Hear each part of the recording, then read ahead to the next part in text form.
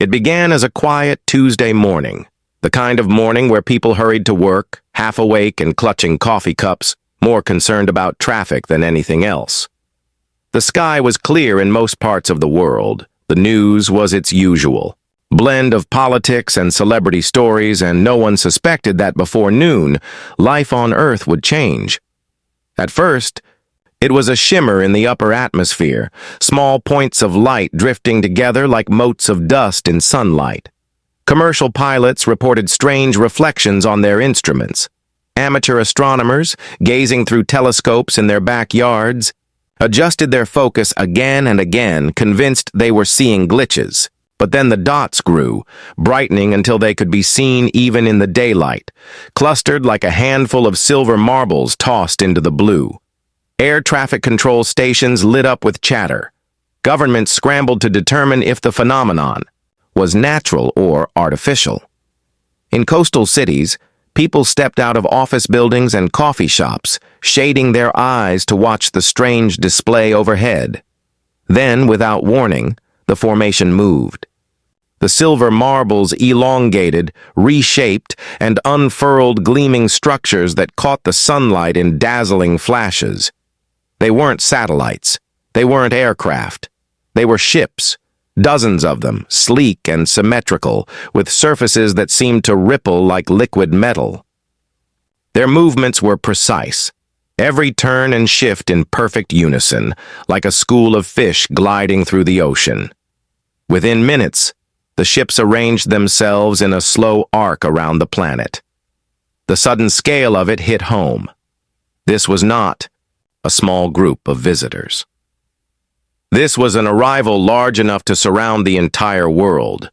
Across the globe, television and radio broadcasts crackled with a new voice. Not a human one.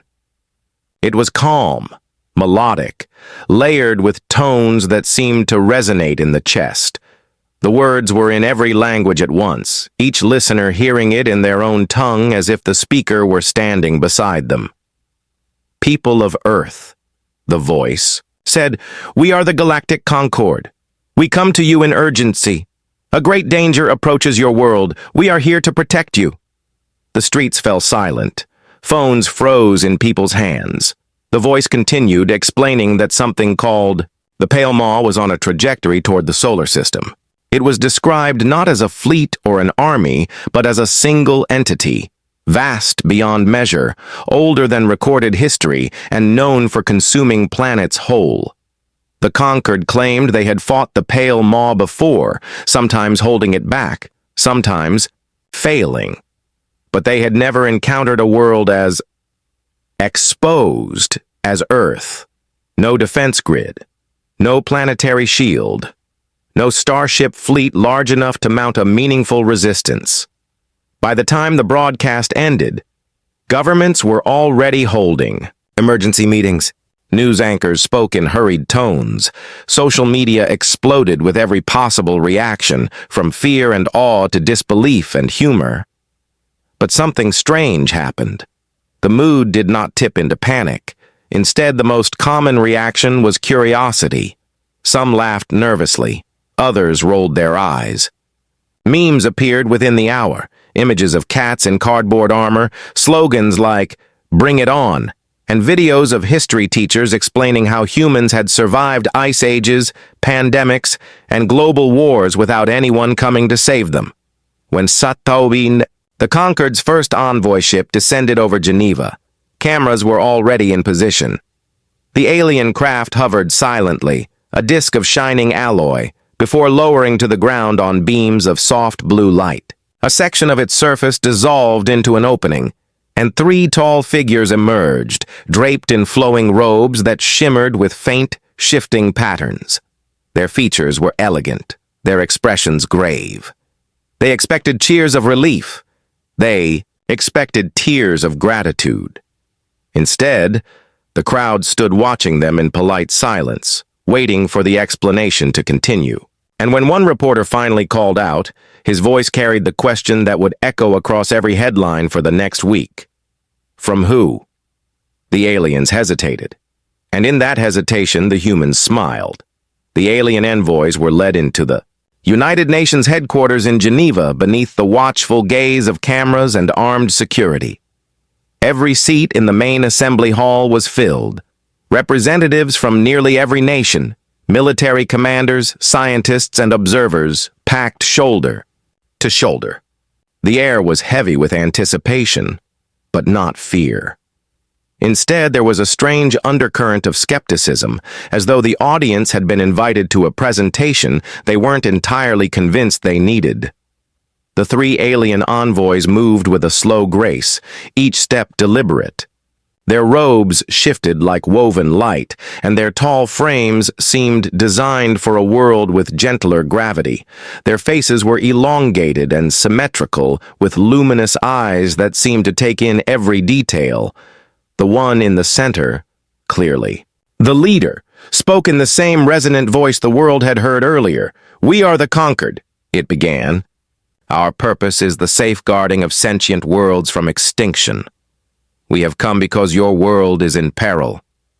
A subtle ripple passed through the room. Some delegates leaned forward, pens poised. Others sat back, arms crossed. The envoy raised a slender hand, and the chamber lights dimmed. Above the assembly, a holographic projection bloomed into existence. It began with the blackness of space, then a slow, creeping distortion, a shadow that swallowed starlight. As the image expanded, it revealed the pale maw, a vast, shifting form that defied clear definition. Its surface resembled swirling clouds and glacial ice, but beneath that surface, shapes moved, immense structures like teeth or spines. It seemed to breathe in the void, drawing fragments of rock and metal into its depths. The envoy's voice was steady, but the weight of the words pressed against the walls. "It is older than your sun. It consumes not for survival, but because it can. Entire worlds have been erased. When it feeds, nothing remains. Not oceans, not stone, not memory." The hologram shifted to show planets being drawn into its grasp, their surfaces torn apart in storms of debris. Gas giants imploded. Stars dimmed under its passage. The pale maw was not fast, but it was relentless. And it was coming. The envoy gestured, and the projection zoomed out to show a star map. A bright dot, Earth, was circled in blue.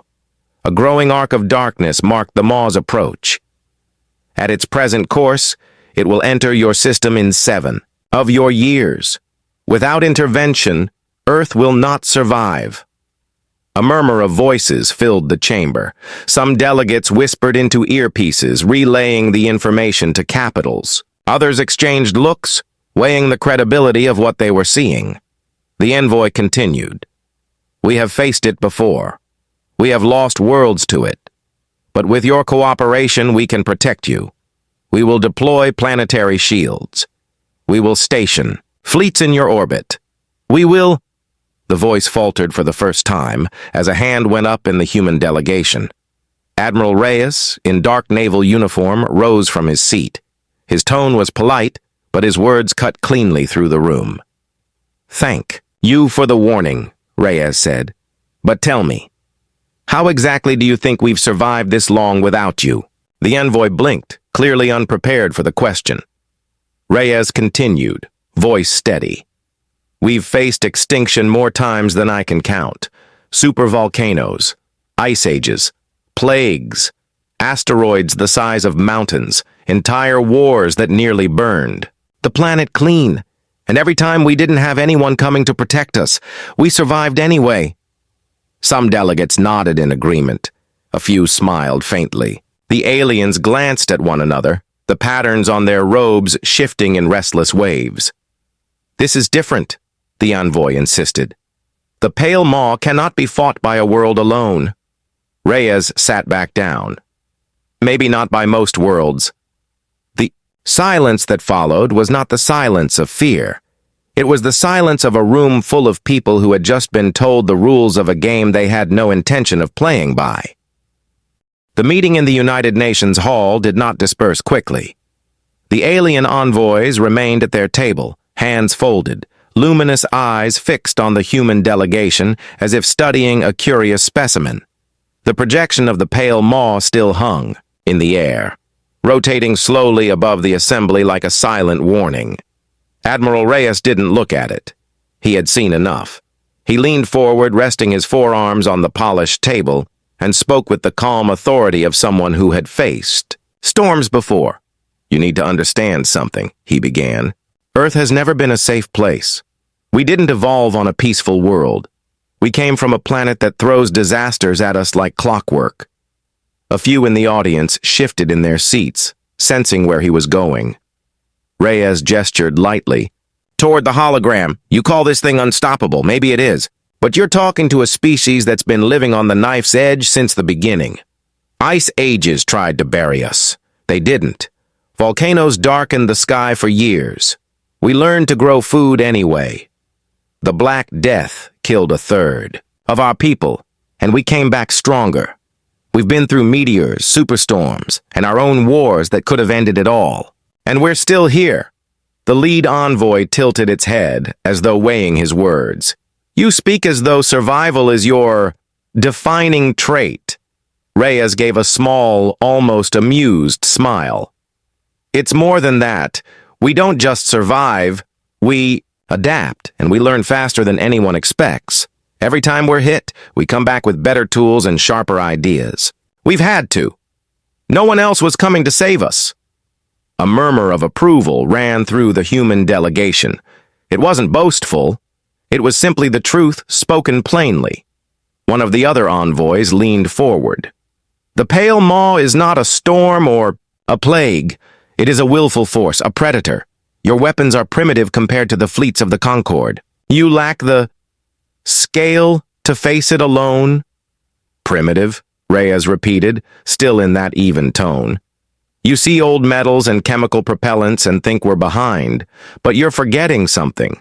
We build fast, we improvise, and we don't stop until the problem is gone." He let the words hang in the air, studying the alien faces. "You've been fighting this thing for how long?" The lead envoy's robes shimmered faintly. "For as long as we have existed. And in all that time," Reyes said, "you haven't destroyed it." The envoy hesitated.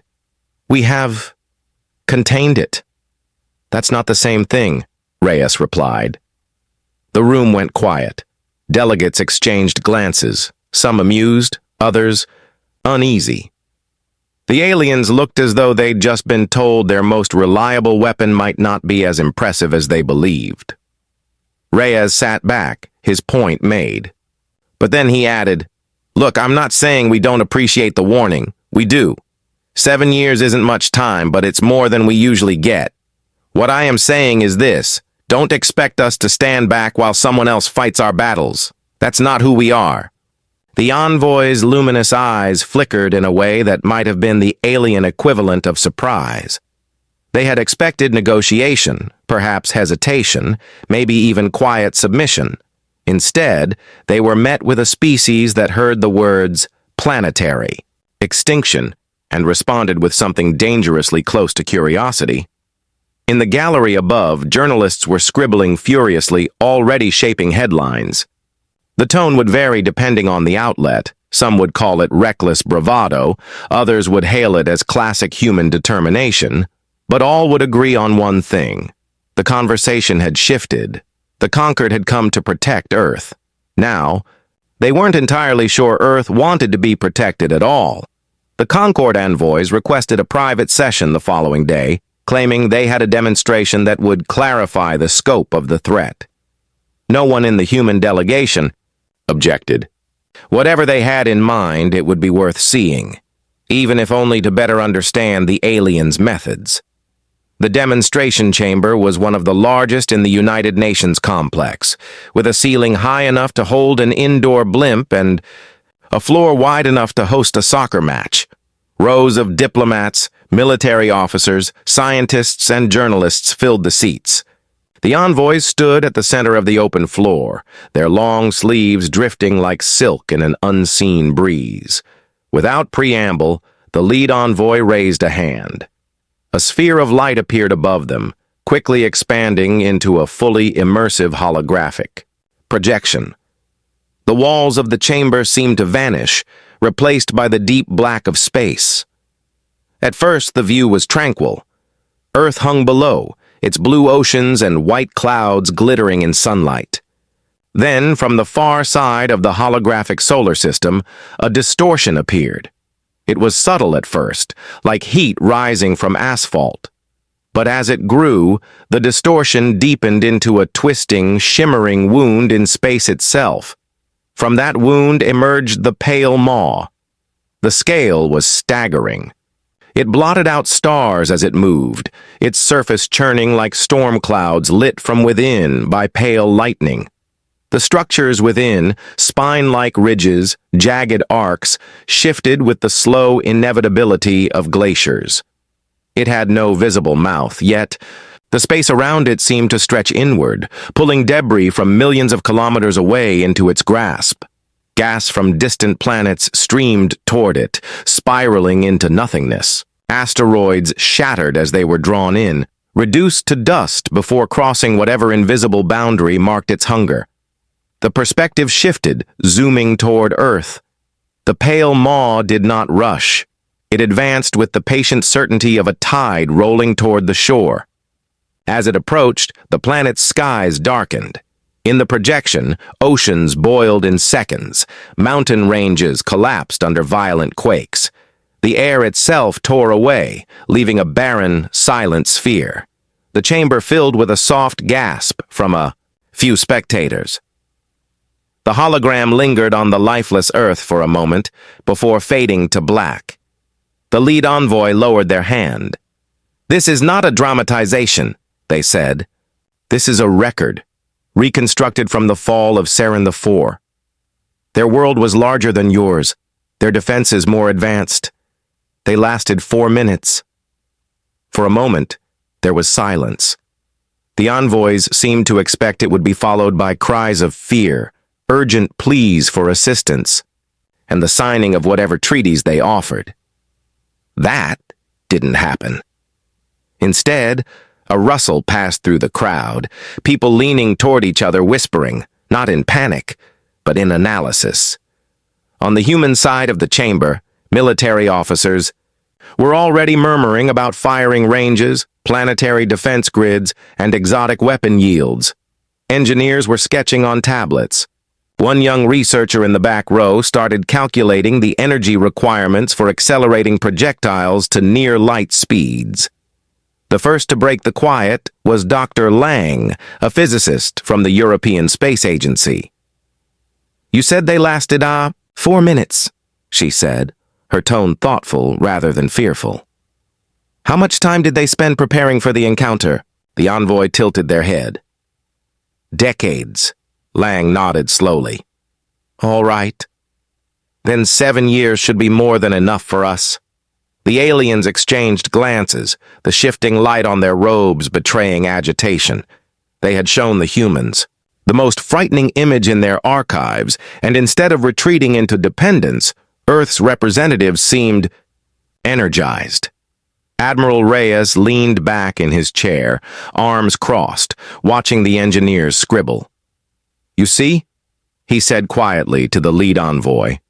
"This is what happens when you tell us something can't be stopped. We take that as a challenge." The envoy said nothing. But for the first time since they had arrived, they looked unsure. The alien envoys left Earth for what they called a council review, expecting that when they returned, humanity would be deep in negotiation for Concord fleets and planetary shielding. Instead, when they came back exactly 2 weeks later, they were met at a military airfield in the Nevada desert and told they were being taken to a demonstration site. The journey began in an armored transport plane that banked low over scrubland, then climbed into the thin blue. Through the cabin windows, the envoys saw strange glints on the horizon, long metallic structures stretching across the sand in geometric patterns. As the craft descended, the scale became clear. These were no simple test platforms. The runway was surrounded by towering rails, some hundreds of meters long, all aimed toward the open sky. Beside them stood banks of reinforced towers bristling with antennae, kinetic launchers, and heavy shielding. Massive tracked vehicles trundled between them, carrying enormous tungsten rods shaped like aerodynamic spears. The lead envoy stepped down from the aircraft and looked around. "What is this place?" they asked, their voice echoing slightly in the hot, dry air. Colonel Vance, who had been assigned as their guide, grinned. "This is what happens when you give human engineers a problem and a deadline." They were escorted into a glass-fronted control building overlooking the range. Inside, teams of men and women in fatigues and lab coats worked side by side, the lines between soldier and scientist blurred. Screens displayed streams of data, orbital trajectories, and stress simulations. Vance gestured toward the largest railgun. That one was adapted from a lunar mass driver prototype. We gutted the original design, reinforced it with carbon titanium, composites, and cranked up the power capacity until the safety inspectors stopped answering our calls. One of the envoys blinked slowly. "This was built in 14 of your days?" 13 and a half, Vance corrected. "We spent the first half-day arguing over the coffee machine." Before the aliens could respond, a warning klaxon sounded. The control room dimmed as the projection screen switched to live feed. Out on the range, the largest railgun tilted skyward. The entire structure hummed with building energy, the magnetic coils glowing faint blue. A voice over the intercom called, "Test shot! Mark 1!" The coils flashed white, and the projectile vanished into the atmosphere with a sharp crack. Moments later, one of the displays lit up, showing the tungsten rod punching through a target drone in low Earth orbit, at a velocity that exceeded anything in the Concorde's standard arsenal. The kinetic energy alone would have split an asteroid in half. The envoys stared at the readouts, their composure slipping. "This is excessive," one of them murmured. Vance's grin widened. "Excessive gets the job done." They were then shown satellite imagery of new orbital platforms, patched together from decommissioned space stations, asteroid mining rigs, and even repurposed cargo freighters.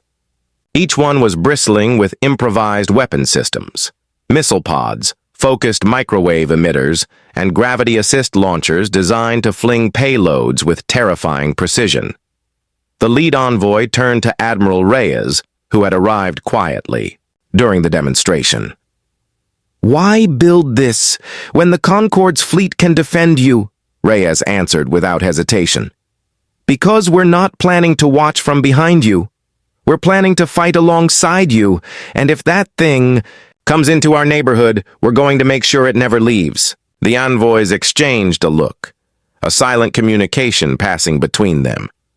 They had seen worlds plead for help. They had seen leaders sign away sovereignty for the promise of safety. They had never seen a world respond to an existential threat by arming itself in less than a month with weapons their own fleets might hesitate to deploy. Reyes glanced at the range again, where crews were already preparing the next test. "Tell your council this," he said, his voice steady. "We're grateful for the warning. But when the pale maw arrives, it won't find prey. It'll find a planet ready to bite back." For the first time since they had met, the envoys didn't seem entirely certain who was protecting whom. The first signs were subtle, minor fluctuations in deep space sensors, a faint ripple in the solar wind, an unnatural distortion in the light from distant stars. Concorde monitoring stations picked it up first, broadcasting alerts through encrypted channels. By the time the data reached Earth, the message was unmistakable. The pale maw had entered the outer boundary of the solar system. Aboard the orbital Command Station Aegis 1, Admiral Reyes stood before a massive display of the solar system. The pale maw was a dark, amorphous mass creeping inward from the Kuiper Belt. Even at its immense distance, it already dwarfed the planets it passed. The Concorde's fleet, sleek silver warships, moved to form a defensive wall between it and the inner worlds. In the Aegis I control deck, the Concorde's lead envoy spoke in a low, urgent tone. The defensive line will hold at the orbit of Neptune. You should withdraw your assets to the safety perimeter we have established. Reyes didn't take his eyes off the display. We're not withdrawing anything. The envoy's luminous eyes narrowed slightly. Your fleet will be exposed.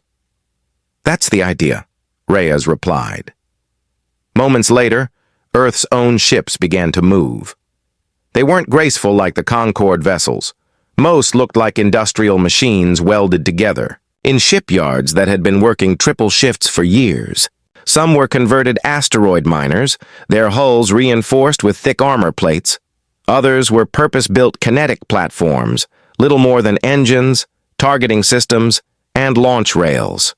From Luna's hidden side, 3 massive railguns, each the length of a skyscraper, rotated into firing position. Orbital platforms came online one by one, weapons arrays unfolding like the petals of metal flowers. Down on Earth, missile silos that hadn't been touched in decades were opened and loaded with updated payloads. In the high deserts, mobile launchers rolled into position. Even the oceans were in on it. Submerged launch platforms were surfacing, hatches opening to reveal experimental long-range strike systems. The Concorde envoys watched this unfolding with an unease they did not attempt to.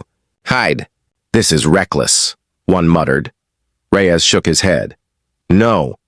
Reckless is waiting behind someone else's shield and hoping they don't fail." By the time the pale maw crossed the orbit of Uranus, it was fully visible in the sensor feeds. A monstrous distortion in reality, it pulled moons from their orbits and shredded them into spiraling clouds of dust and ice. It moved slowly, but with the certainty of a glacier devouring a valley. The Concorde fleet opened fire first. Beams of concentrated energy lanced through the void, striking the pale maw's surface in bursts of brilliant light. The impacts vanished into its churning mass without slowing it in the slightest. Then the humans moved. From Aegis I's launch bays, a swarm of unmanned strike drones surged forward, each carrying a tungsten payload. Orbital railguns fired in staggered sequences, their rounds accelerating to a fraction of light speed before slamming into the target. From the moon, the triple guns roared, sending slugs the size of subway cars hurtling across millions of kilometers. The first human salvo didn't just dent the pale maw, it made it shudder. A ripple passed through its immense body, a distortion that caused even the Concorde captains to pause. No recorded engagement had ever produced such an effect. On the bridge, a young Concorde officer turned to their envoy, speaking in a hushed voice. "They're hurting it." The envoy's gaze shifted back to Reyes. "You planned for this." Reyes finally smiled. "Of course we did." The pale maw roared, not with sound, but with a gravitational pulse that rattled ships across the battle line. The Concorde formation tightened, but the humans didn't slow. Engines burned hotter, weapons cycled faster, and every vessel pushed forward, closing the distance instead of retreating.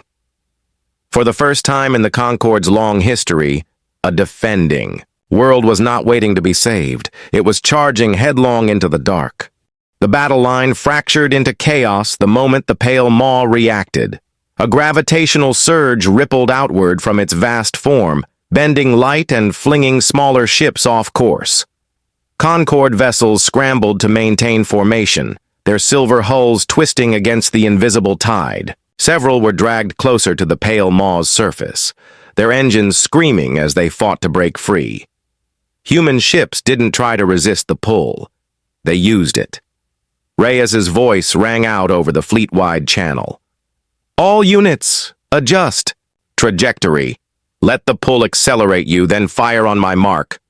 The command was relayed instantly. Massive industrial thrusters flared, and the improvised fleet rode the gravitational current like surfers catching a wave.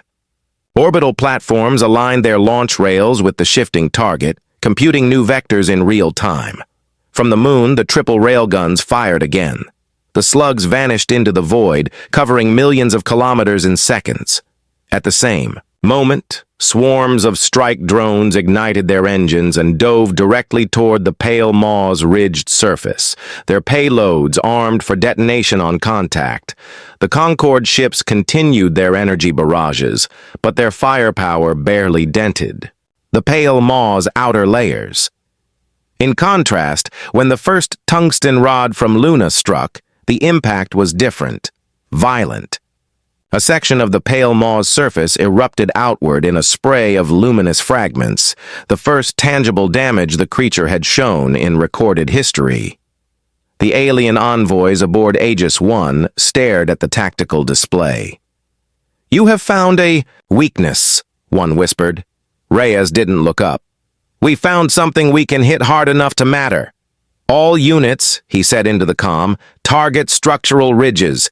Aim for the lines. Fire at will." The human fleet obeyed. Kinetic rounds tore across the darkness, smashing into the Pale Maw's massive ridges with brutal precision.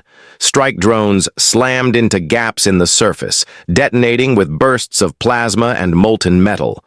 Every hit sent shockwaves rippling through the creature's form, and the gravitational pulses it emitted became erratic. The Concorde flagship's captain broke into the human channel, her voice incredulous. "You're destabilizing its core. Keep firing." But Reyes was already ahead of her. "Platform Delta, ready the final payload." Far above Earth, an orbital cradle released a weapon that had never been tested in open space. A multi-stage penetrator tipped with a dense alloy designed to withstand near-relativistic speeds. Its trajectory was calculated down to the microsecond. As it launched, the rest of the fleet poured on suppressive fire, hammering the Pale Maw's weakened ridges and forcing its vast body to twist and recoil. The weapon's guidance system adjusted, once, twice, then locked in. When it struck, the impact was blinding. The penetrator vanished into the Pale Maw's mass, punching deep into its shifting body. For a heartbeat, nothing happened. Then the creature convulsed. The gravitational field collapsed abruptly, sending ships drifting outward. Light flared within the Pale Maw, spreading along its ridges in cracks of brilliant white. The cracks widened, and in a sudden, silent rupture, the creature broke apart. Chunks of shattered matter, each the size of mountains, tumbled into the dark. The core dissolved into a fading halo of light. The battle was over in 12 minutes. On Aegis 1, the Concorde envoys stood in stunned silence. Across the fleet channels, cheers erupted from human crews. Technicians in orbital control rooms hugged one another. On Earth, civilians watching the live broadcast shouted into the streets. The Concorde captain's voice came through, still tinged with disbelief. "The Pale Maw. It is gone. We thought it could only be evaded, never destroyed." Reyes leaned back in his chair, exhaling slowly. "You just have to hit it in the right place, and hard enough." In the hours after the battle, the solar system was quiet. No gravitational surges, no flickering distortions in the void. The Pale Maw was gone, its fragments drifting outward into the cold dark, slowly scattering under the pull of nearby planets. From Aegis 1, the view was almost serene. The tactical displays had cleared, the red warnings faded to green, and the comm channels were filled with a mix of relief, disbelief, and exhaustion. Crews who had been tense for weeks finally allowed themselves to breathe. The Concorde's fleet lingered at the edge of the engagement zone, scanning the debris with every instrument they had. Their ships' sleek silver hulls looked almost fragile beside the patched-together human vessels, some of which were still venting coolant or carrying scorched plating from the fight. Admiral Reyes stood in the Aegis 1's observation gallery, hands clasped behind his back. Beside him, the Concorde's lead envoy gazed out at the wreckage. You have done something that no Concord world has accomplished, the envoy said quietly. You destroyed it. Reyes shrugged. We just did. What needed doing? You do not understand, the envoy insisted. The Pale Maw was a fear older than most civilizations. We taught our children to fear its coming. Whole strategies, whole defense networks exist only to delay it. And yet, you struck it down in minutes.